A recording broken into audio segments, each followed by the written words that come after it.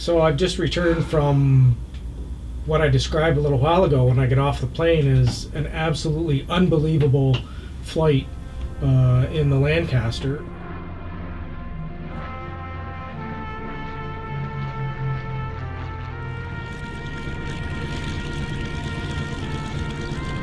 Hello everyone, my name is Chapelle.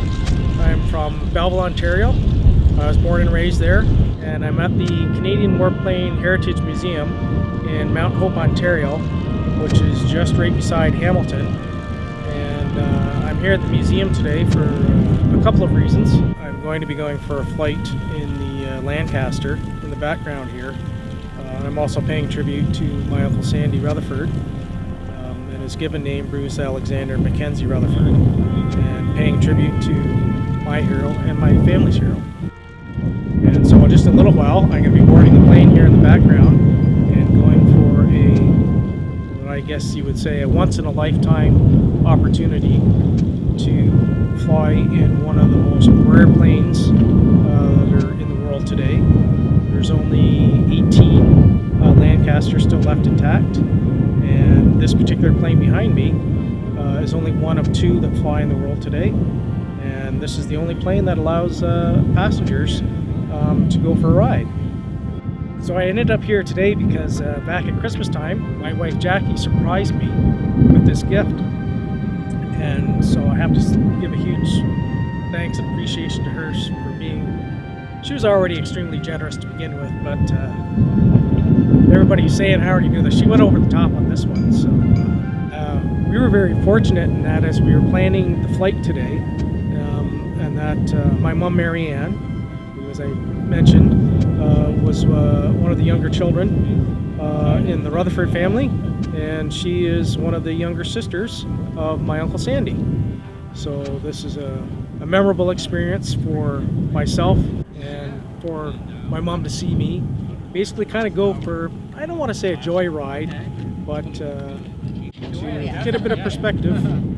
And just a little while, I'm going to go for a flight.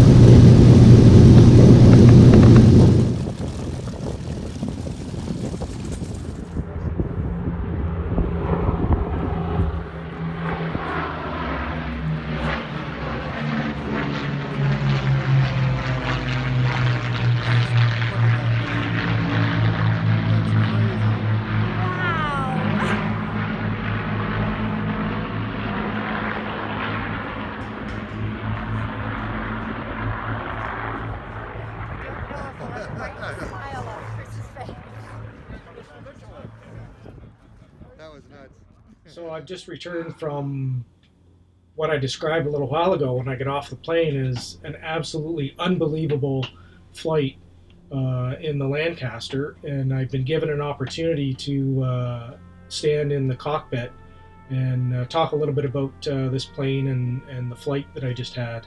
This particular Lancaster, as I mentioned in the pre-flight, it's the only Lancaster in the world that allows passengers to go for a flight on. And as I mentioned before, it's at the Canadian Warplane Heritage Museum. And this particular plane that I flew in today, that I'm standing in, was dedicated to the memory of another Canadian, Andrew Minarski from Winnipeg, Ontario.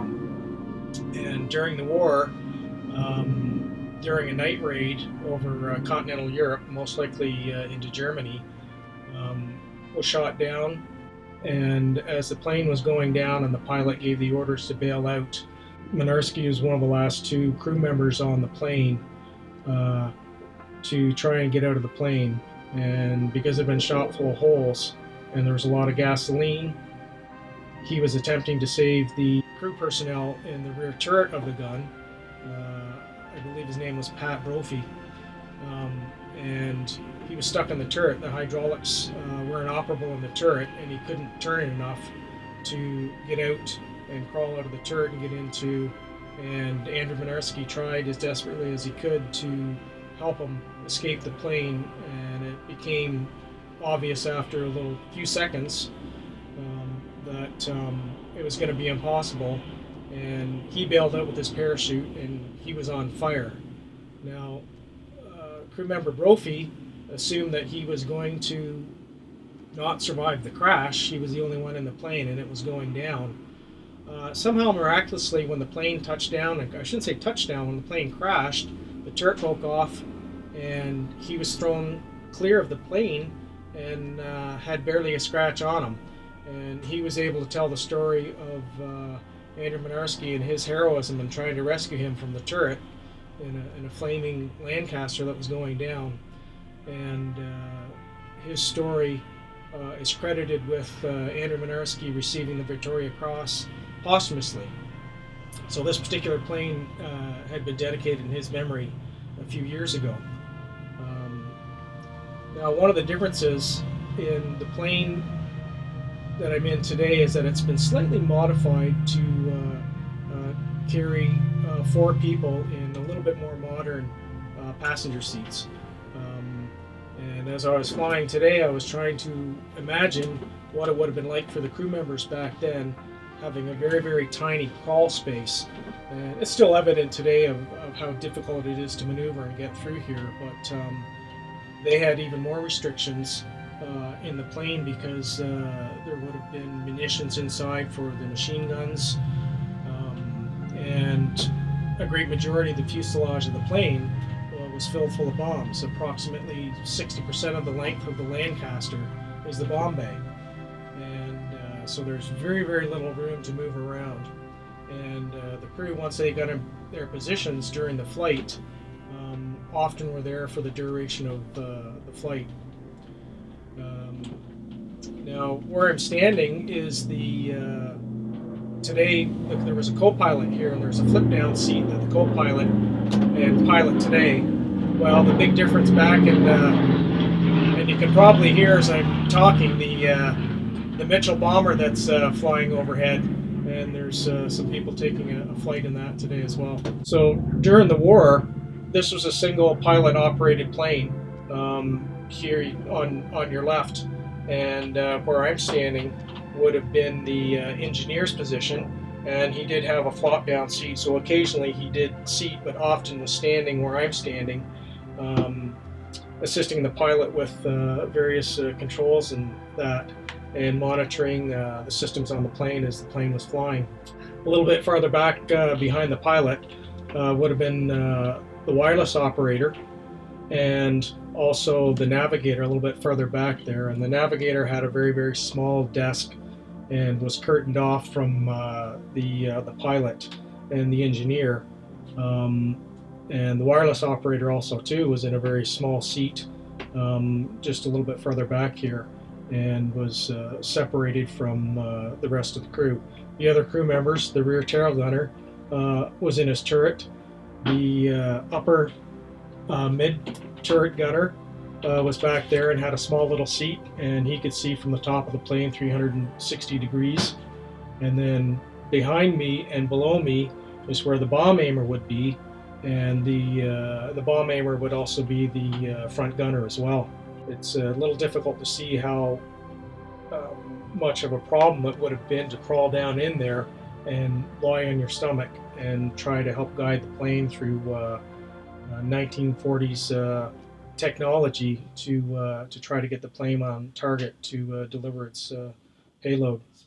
Back in the 40s, my uncle, the eldest of 7 kids in the Rutherford family, one of the many Rutherford families in the Northumberland area, in around Colborne and Coburg, my uncle had enlisted when he was working in Toronto and came back to the family farm and announced to the family that he'd enlisted.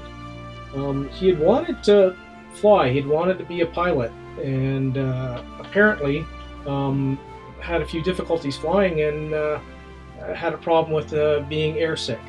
And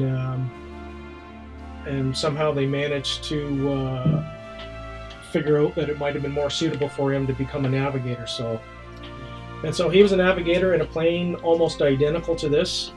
He had flown, he was on his 20th mission with 133 other Lancasters that were flying in a formation, and they were flying into Wessling, Germany to try to bomb a synthetic oil manufacturing facility. During the raid, they came under night fighter attack. The plane was shot down in then what was Holland, not too far from Nijmegen, which is just a couple hours away from Amsterdam. And the entire crew were killed. And the Dutch people were able to recover the bodies and bury them temporarily in a Dutch cemetery. And not too long after the war ended, in fact, this bombing mission took place on June 22nd, 1944. So just approximately a week after the D-Day landings, when the Allied forces stormed the beaches at Normandy. And then I think it was approximately about a year or so after the crash of the plane that the bodies were moved to a Commonwealth War Graves cemetery just outside of Nijmegen, and where the entire crew was buried. 3 other young men from Ontario. There was a crew member from New Zealand, one from Australia, one from Britain, and the other member of the crew was unidentified, and they're all buried together in Nijmegen. And so the flight today was just absolutely fantastic, unbelievable. You know, I don't want to say the word beautiful. Certainly the scenery was beautiful today, flying over southern Ontario. We took off and flew towards Toronto. We circled around the CN Tower, and it's amazing to see, you know, modern day civilization flying in a plane that's 75 years old. And looking out the windows and hearing the roar of these absolutely huge Rolls-Royce engines, and hearing it and the slight vibration of the plane. In fact, this plane is actually quite comfortable. You know, it lumbered along at, you know, not a very high rate of speed, and they were known as a bit of a gentle giant as they were flying, even when they had a lot of bombs in them. There's only approximately 18 of these planes left in the world today. Some are your static displays. Only 2 of them can fly. There's another one in England that flies, but it doesn't take what you would say tourists for a flight. And there's approximately 300 volunteers on an annual basis that operate the museum. The museum is funded through private donations, the gate admissions, some sponsors, and some of the souvenirs that are sold in the store. It doesn't receive any funding from any of the governments, so people are more than welcome to make donations or come and do a flight on a Lancaster or the Mitchell that we heard earlier, and some of those funds help go to preserve a very important piece of Canadian history, and as well as the effort that the Allied forces made in using such a great plane to win the war. Holy smokes! There's that smile we're Oh yeah, taking off your face. That's right, yeah. Wipe that smile off. absolutely unbelievable. Like just, the first thing they tell you about is the noise, and it was even 10 times louder than I thought it was gonna be. But the other thing I did, we had a headset on, but the other thing I wasn't prepared for were the fumes, the smell. Like the noise and the fumes were just like overpowering. But an absolutely amazing flight.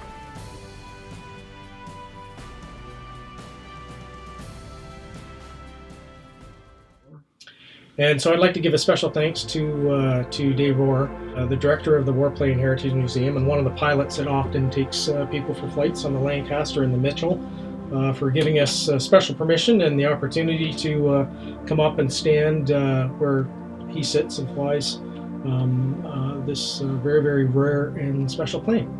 And John, our guide, who has let us come out and supervised our filming and given us a tour part of the museum and helped organize myself and the other passengers that went today. And John's just standing outside the window of the plane today, keeping an eye on us and doing an excellent job. And a big thanks to my buddy Jeff Lowe, who's behind the camera right now. And we'll look forward to sharing this with my family and friends, and hopefully people will understand a little bit more about history and a bit of a tribute to my Uncle Sandy Rutherford. Yeah, come out and see the planes and take a tour of the museum. It's amazing to see the history and what members of the Canadian Air Force contributed to the history of our country.